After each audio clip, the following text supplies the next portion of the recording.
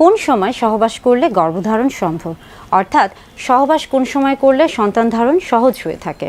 প্রত্যেক দম্পতি, নারী পুরুষ প্রত্যেকের ক্ষেত্রে, স্বামী স্ত্রী উভয়ের ক্ষেত্রে কিন্তু সন্তান ধারণ একটা আশীর্বাদ স্বরূপ। বিশেষ করে নবদম্পতি থেকে শুরু করে সকল দম্পতির জন্য কিন্তু সন্তান একটি আশীর্বাদ।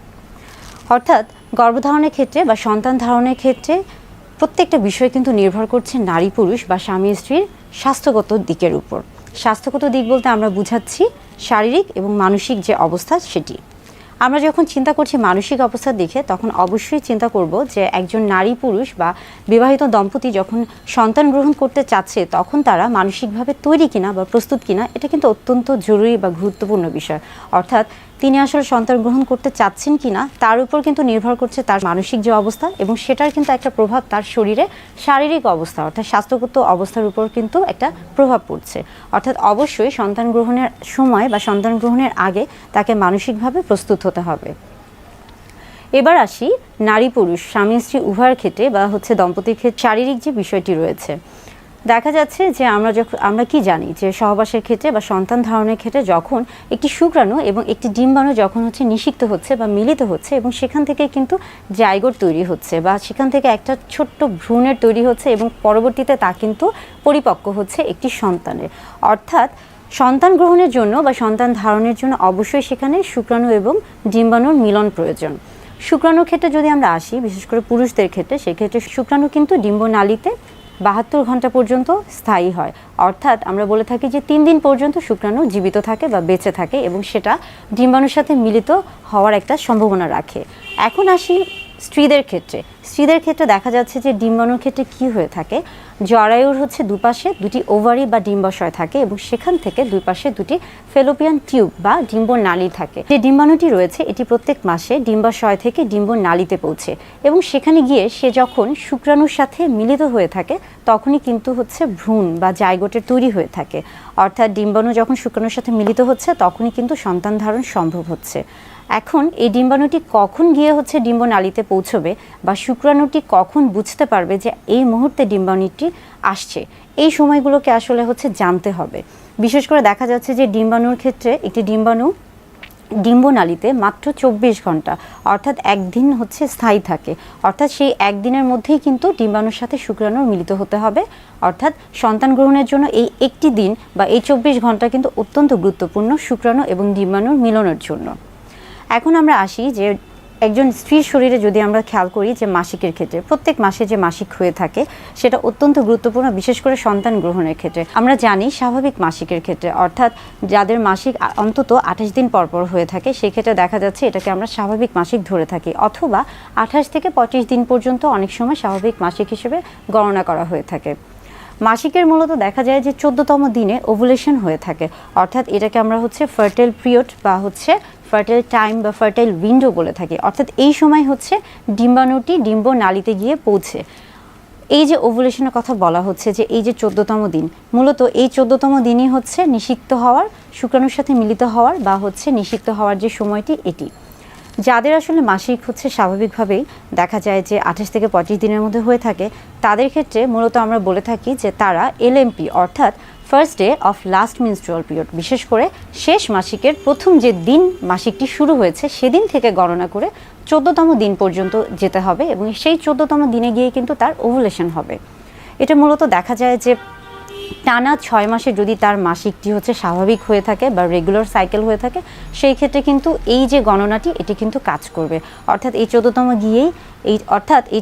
দিনে গিয়েই কিন্তু সন্তান গ্রহণ সম্ভব, যদি শুক্রাণু সেখানে পৌঁছে থাকে, সেই সময়ে পৌঁছে থাকে।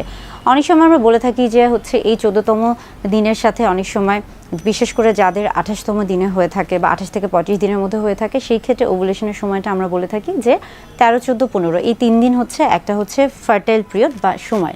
এই সময় সহবাস করলে সেই ক্ষেত্রে সন্তান গ্রহণটা দ্রুত হয়ে থাকে। এখন আমরা আসি ওভুলেশন টাইম একই বিষয়। মাসিকের ক্ষেত্রে আমরা বলছি যে যাদের স্বাভাবিক মাসিক বা 28 থেকে 25 দিনের মধ্যে বা 32 দিনের মধ্যে হয়ে থাকে, সেই ক্ষেত্রে ওভুলেশন টাইম যেহেতু আমরা বলছি যে 14তম দিনে গিয়ে সে সময় গিয়ে যদি আমরা খেয়াল করি যে মাসিকের প্রথম সপ্তাহ নয়, মাসিকের দ্বিতীয় সপ্তাহে যদি একজন নারীর শরীরের তাপমাত্রা নির্ণয় করা হয়ে থাকে, তাহলে সেই ক্ষেত্রে দেখা যাবে যে দ্বিতীয় সপ্তাহে তার শরীরের যে তাপমাত্রা এটা স্বাভাবিক থাকবে, এবং যখনই সে 14তম দিন বা তৃতীয় সপ্তাহে গিয়ে সে পৌঁছবে তখনই দেখা যাবে যে বিশেষ করে পরপর 3 দিন তার তাপমাত্রা বেশি থাকবে। অর্থাৎ ওই যে ওভুলেশনের যে সময়টি থাকে, যেই সময়টি হচ্ছে ডিম্বাণুটি ডিম্বনালীতে গিয়ে পৌঁছে, এবং সেখানে যদি হচ্ছে তার শুক্রাণু না পৌঁছে সেই ডিম্বাণুটি তখন কিন্তু বের হয়ে চলে যায়, এবং সেটাই কিন্তু পরবর্তীতে মাসিক হিসেবে পরিচিত হয়ে থাকে।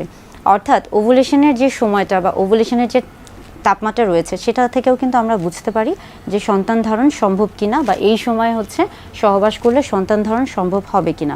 অনেক সময় দেখা যাচ্ছে যে যাদের মাসিক হচ্ছে 28তম দিনে বা রেগুলার সাইকেল হয়ে থাকে, তাদের ক্ষেত্রে ওভুলেশনের এই যে তাপমাত্রাটা তৃতীয় সপ্তাহে অনেকটা, শুধুমাত্র 3 দিন না, হয়তো বা টানা 1 সপ্তাহ পর্যন্ত বেশি থাকে। তবে 1 সপ্তাহ পর্যন্ত বেশি থাকলেও ওভুলেশনের যে সময়টা এটা কিন্তু শুধুমাত্র 3 দিনই। অর্থাৎ বারবার বলছি যে যেহেতু সেখানে ডিম্বাণুটি 24 ঘন্টা পর্যন্ত থাকে এবং শুক্রাণুটি 72 ঘন্টা পর্যন্ত থাকে, অর্থাৎ এই 72 ঘন্টা বা 3 দিনই কিন্তু হচ্ছে তার নিষিক্ত হওয়ার সময়। কিন্তু সবসময় খেয়াল রাখতে হবে যে 24 ঘন্টা অত্যন্ত গুরুত্বপূর্ণ, কেননা ডিম্বাণু কিন্তু শুধুমাত্র 24 ঘন্টা বা একদিন পর্যন্ত সেখানে নিষিক্ত হতে পারে। এখন আমরা আসি যে বাজারে বিভিন্ন ধরনের ওভুলেশন কিট পাওয়া যায় বা ওভুলেটরি কিট পাওয়া যায়। যেমন দেখা যাচ্ছে যে প্রেগন্যান্সি পরীক্ষার ক্ষেত্রেও কিন্তু বাজারে বিভিন্ন ধরনের প্রেগন্যান্সি কিট পাওয়া যায়, সেরকম ওভুলেটরি কিট আছে।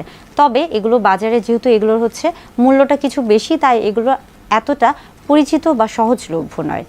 এখন আমরা আসি যে ইদানিং যেহেতু আমরা অনেকেই ডিজিটাল মিডিয়ার উপর অনেক বেশি নির্ভরশীল, বর্তমানে কিন্তু বিভিন্ন ধরনের ডিজিটাল মিডিয়াতে বা হচ্ছে বিভিন্ন ধরনের অ্যাপস রয়েছে।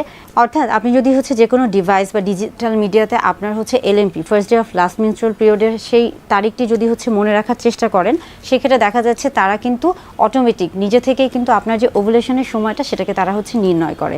অর্থাৎ আপনাকে কিন্তু তারা আগে থেকে জানিয়ে দিচ্ছে যে কোন সময় আপনার ওভুলেশন হতে পারে।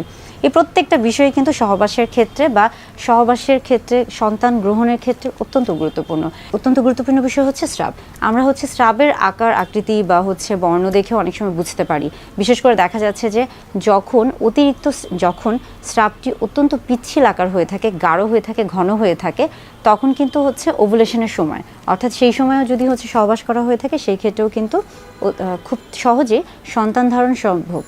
অর্থাৎ এই প্রত্যেকটা বিষয়, যেমন দেখা যাচ্ছে যে মাসিকের যে সময়টি রয়েছে, ওভুলেশনের যে সময়টি রয়েছে, কিংবা তাপমাত্রা নির্ণয়ের যে সময়টি রয়েছে, আবার আমরা কিটের কথা বলছি, কিংবা ডিভাইসের কথা বলছি, কিংবা আমরা আবার হচ্ছে স্রাবের কথা বলছি, প্রত্যেকটা বিষয় কিন্তু এই সময়গুলোতে যদি আপনি হচ্ছে সহবাস করে থাকেন, তাহলে আপনার সন্তান ধারণ হয়তোবা সহজ হবে।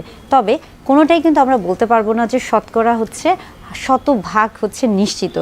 তবে এই নিয়মগুলো যদি আপনি মেনে চলেন তাহলে আপনার জন্য সন্তান গ্রহণ করা বা গর্ভধারণ করা অনেক সহজ হয়ে যাবে।